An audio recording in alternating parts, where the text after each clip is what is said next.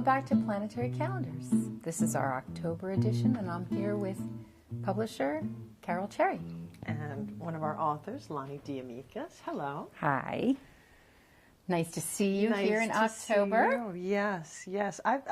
October has been the month that we've been working for all year long. I know, you've been talking about it for a long time. I really have. Well, we started the year with Venus retrograde and that partnership and working out our partnerships and working to get our business situation correct with Saturn retrograde and Mars retrograde. I mean, it all seems to be working up to this month, the universal final exams for the year. Well, and I know you're fond of eclipses, and of course the eclipse fond period. Is a little strong. Well, obsessed. I didn't want to use obsessed because you're not a Scorpio, so I couldn't use the word obsessed for you. But focused. That's true. There you That's go. True. That's a very Virgoan way to look at it. Yes. And so you've got, we started part of the eclipse cycle began in April, where we had our 2 eclipses in April, and of course that follow-up to those eclipses is now in October. And you have a very interesting way of sort of describing that cycle in terms of the universal schooling. Final exams. You're schooling from the universe. Well, and isn't it? I mean, doesn't it seem that way? I mean, we go through the lessons, we do all the little tests and the trial and errors, and we adjust and readjust, and then the eclipses come. Some say that when the eclipses happen, that's the time when the universe speaks. And very often you find yourself in a situation where you can either behave the old way or you can behave the new way, the way that you have been learning to be during the course of the year. And when you behave in the new way, you pass, which is wonderful.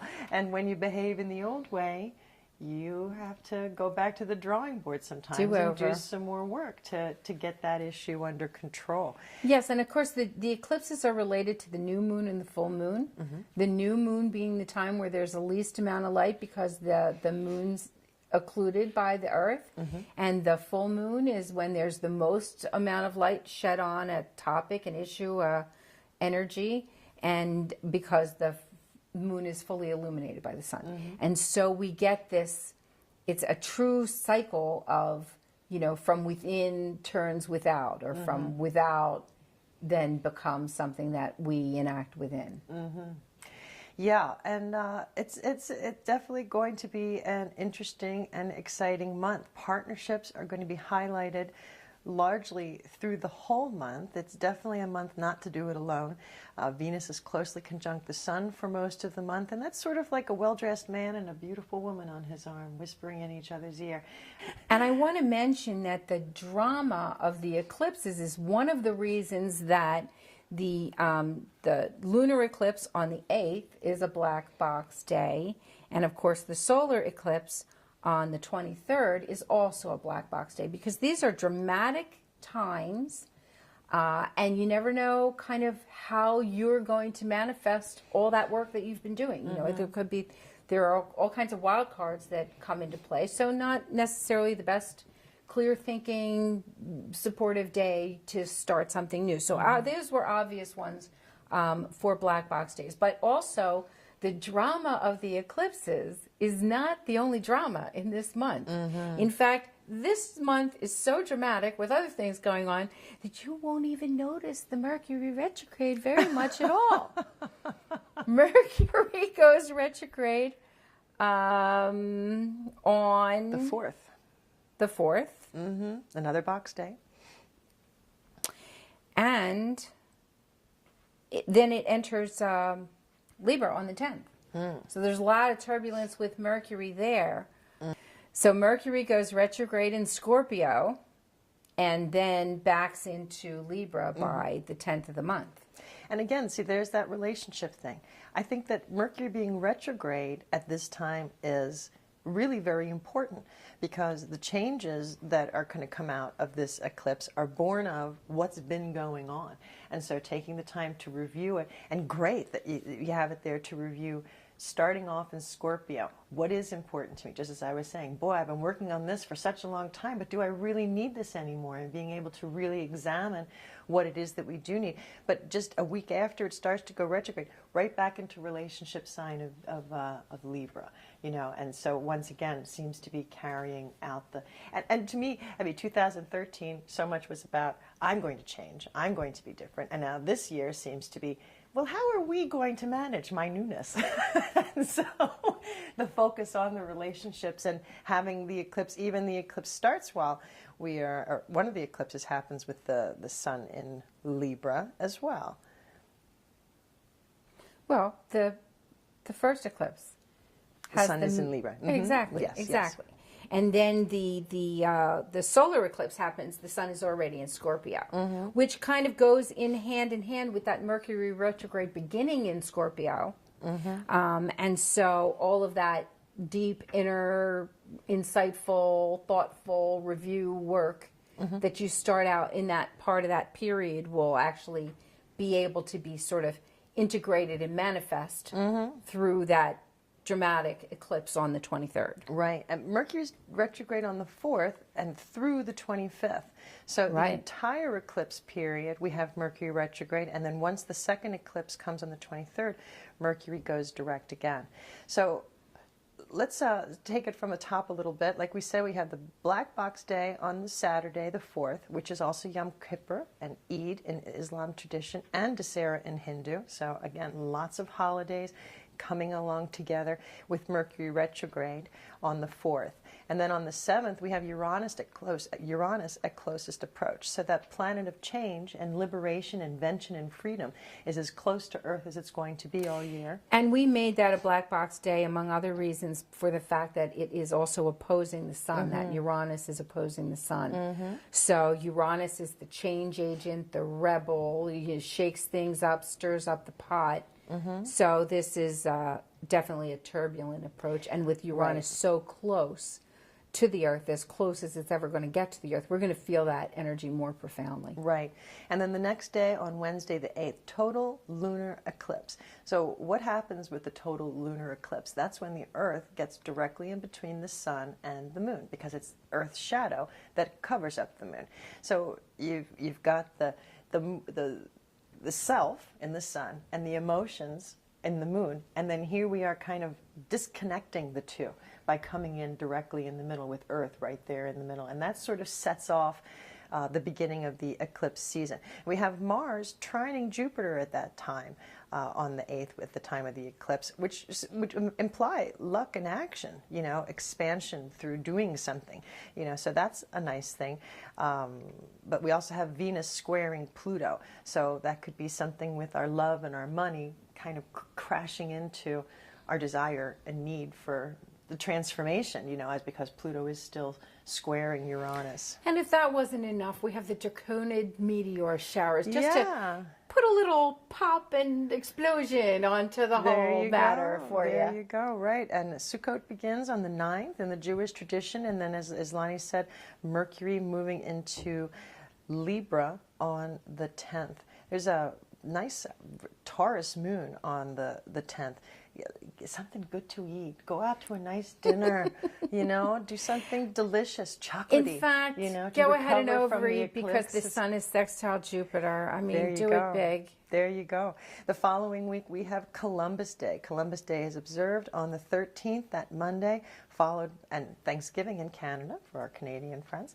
And we have Circle Days on the 14th, Tuesday the 14th, Thursday the 16th, Friday the 17th, and Sunday the 19th. I've never seen 4 circle days in between eclipses like that. Now, when we say there's circle days and they're great days to start new things, it can be any number of things that you might start. You might start a diet, you might start a meditation program, you might start any number of things. A new way of thinking, a new way of being. Exactly. A new, turn over a new leaf, so to speak. I mean, there are all kinds of beginnings that we have all the time. And the reason that they're circle days and they're good days to start new things is because people are going to feel good. I mean, the other aspects that are going on are going to help kind of grease the wheels. You're not going to, well, not likely to run into surprise, uncomfortable circumstances. People will generally be cooperative and positively dispositioned, you might say, as opposed to the box days where, you know, it's not that people are going to be mean and cranky on those box days. It just might be that they might be unpredictable, you know, so you want to start something and then nobody else shows up because they had a car breakdown or something like that even. It doesn't mean it's definitely a negative, ugly day. It just means it's going to be unpredictable and therefore difficult to start something new. And so it's best to finish up old things on the box days. Or the energy around is just a little disruptive. I mean, you have to realize that these planets are like big cell towers in the sky. I mean, they're real, you know, satellites in the sky sending us electromagnetic energy. You know, we see that, for example, NASA has more trouble with their communication satellites during Mercury retrograde than any other period in time. This is not something that you can say, oh, I don't believe in the Mercury retrograde, it's not going to affect me. If it affects NASA's satellites, you know that you don't have a chance, you know? It's true. So these energies are very, very powerful. They're directed to us. We all know that the disruption of solar flares creates on the planet. We've had news stories about how the poles have reversed, you know, and they didn't even know what was going to happen until they studied it more and had a few of them under their belt. You know, there's all kinds of, we definitely are aware of the moon's effect on the tides and fluid cycles in the body. And so these are not things that are really woo-woo-woo concepts. I mean, these are things that we live with every single day. Right. And it's kind of nice to know that we get that day that we feel kind of jittery and I don't know what's wrong with me today. I keep stubbing my toe or what, and you realize that Uranus is on closest approach. And so you've got more of that kind of surprise, you know, electrical energy going on to shake you up a little bit. And then you say, oh, well, okay, maybe I should slow down my pace a little bit, or maybe I shouldn't try that new phone system right now, you know, because I'm going to have these unexpected disruptions. Right. Now, if we look more closely at the circle days in question, the 14th has got the moon in Cancer, which sounds really nice and homey. And you've got Venus sextile Jupiter and the sun sextile Mars. That to me sounds like a good day to be with your family, to start something new and lovely and personal at home. Whereas on the 16th and the 17th, we have the moon in Leo on those days. That's the day you want to get out and start something new. You know, on the 17th, we have Mercury conjunct Venus. That sounds like a great day for business discussions or romantic discussions, to be able to talk to your partner and work out some details. On the 16th, we have the sun conjunct Mercury. When and we've said it before, when Mercury and the sun are conjunct, it can be easy to be very good at expressing our own opinions, but it can be difficult to hear other people, you know. And with Mercury parallel to Neptune and sextiled on Mars there, you know, Mercury is very busy that day.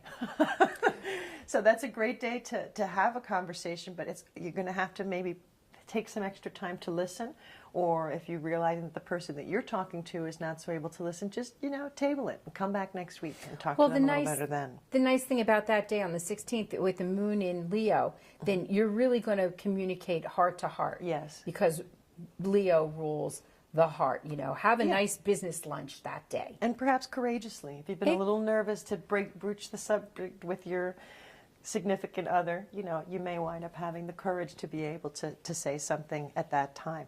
Meantime, on the 19th, we have the moon in Virgo. She's the queen of organization, you know, so that might be a great time, and health as well. So that might be a great time to start that new exercise program or the new diet, or to, you know, start a new organizational process or something mental even, you know. So these are going to be great days for us. And then on the 21st, we have Deepavali begins in the Hindu tradition, and then on the 22nd and the 23rd, we have the Orionid meteor showers. Now, isn't that interesting? Because the first eclipse on the 8th happened with the Draconid meteor showers, and the second eclipse on the 22nd and 23rd. That's what I said, a dramatic month. There's a lot going on. Yeah, and in addition to the eclipse, which is a partial solar eclipse happening on Thursday the 23rd, we have the sun moving into Scorpio. We have Venus entering into Scorpio. We have the moon in Scorpio. So there's going to be a lot of focus on Scorpio issues. It's also Diwali in the Hindu tradition. Well, and then you've got the only white circle day that is outside of the Mercury retrograde period on the 28th, and that may well be the best one of them all. The sun-moon aspects and sun-Neptune aspects are really good for having your sense of ego and purpose, supported by your emotional sense, and as well with your idealism and your ideas. So that's very well supported. And then the moon in Capricorn there, adding stability, finality, Grounding. Structure to your idea. And then, Venus, Mars, Neptune, and Pluto all playing well with the moon, so that all that emotional stuff is all kind of stabilized by that moon in Capricorn. So you've got to really, now we're not outside of the shadow of the retrograde, which we haven't talked very much about the shadow of the retrograde, but we're definitely out of the retrograde period. The planet has stationed and started to move forward again. It just isn't at the degree that it started to go backwards at on the 4th.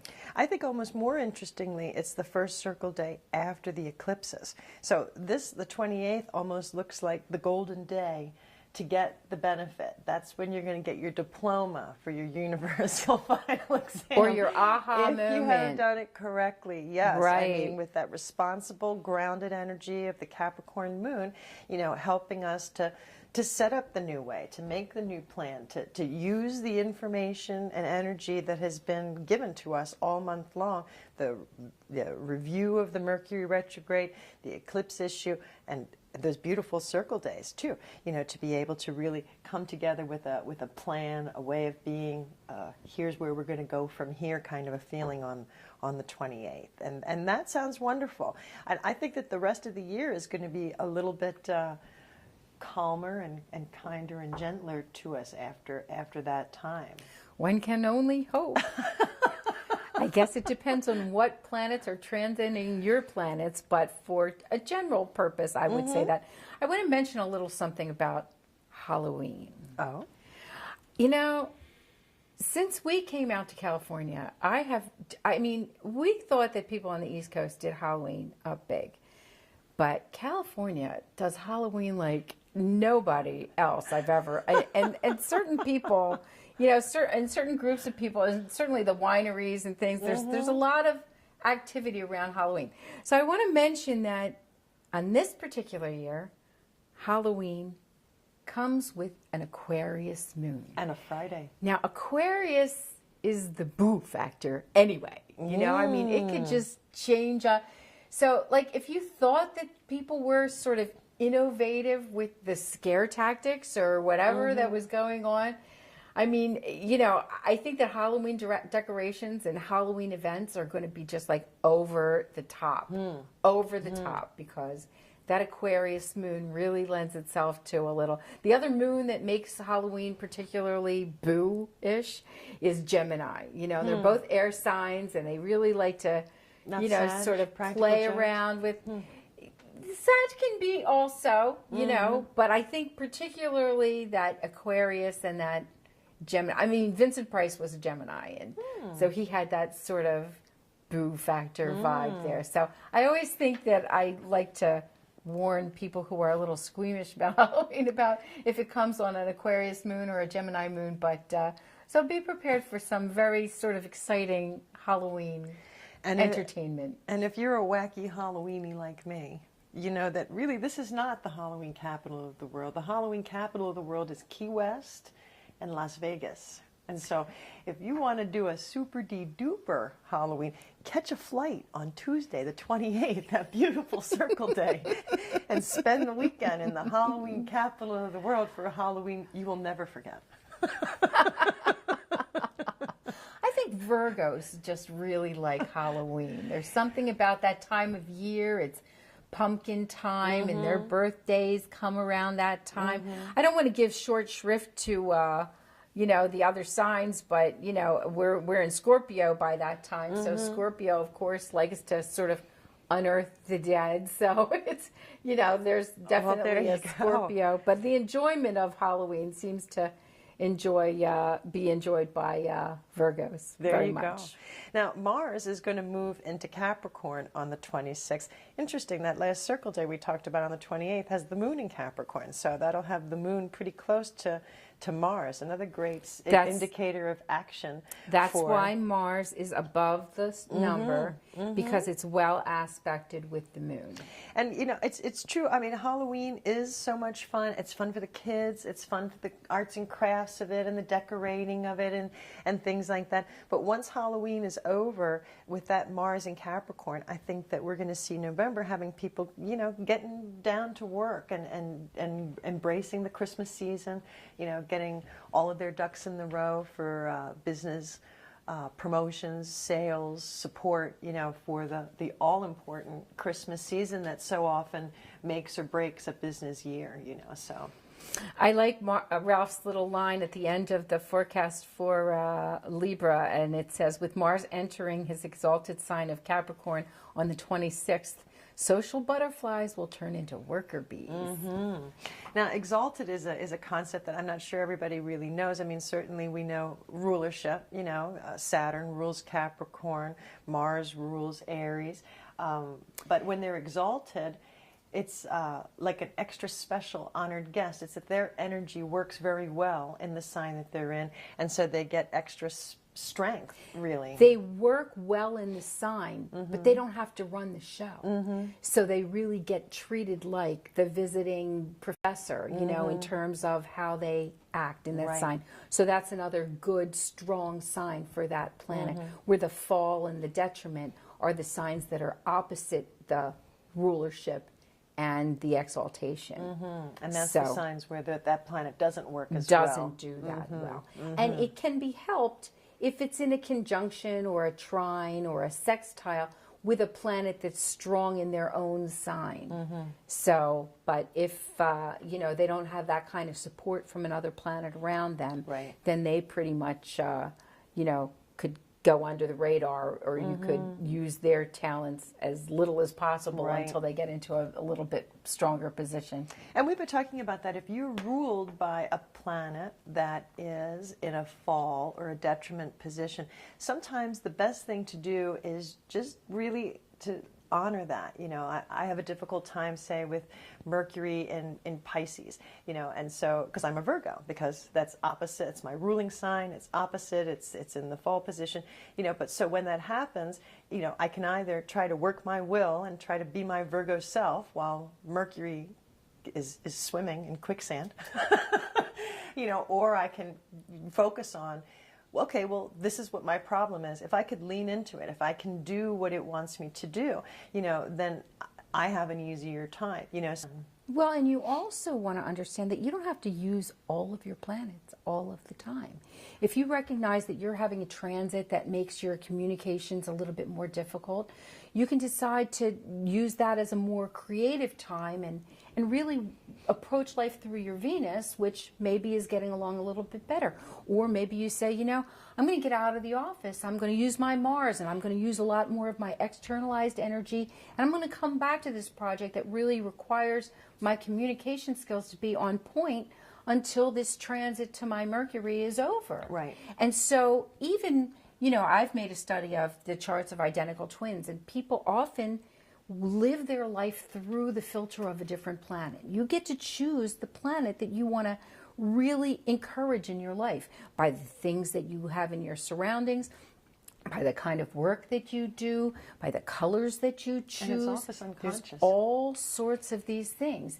It can be conscious, it can be unconscious. So you get to sort of, we always say, we can give you the astrological weather forecast and you decide whether you're going to carry the umbrella. Exactly, exactly. And it's wonderful to be able to have that, you know, I mean, because there's so many, oh, Mercury's retrograde, nothing's going to get done. Well, no, you need to lean into it. You need to do the reviewing. You need to, you know, remember it might take 3 times to get something done. To you remember that your emails may not go through. You might have to make a phone call too, you know, and just honoring that and leaning into it and doing what the planet's asking you to do oftentimes makes the transit so much easier.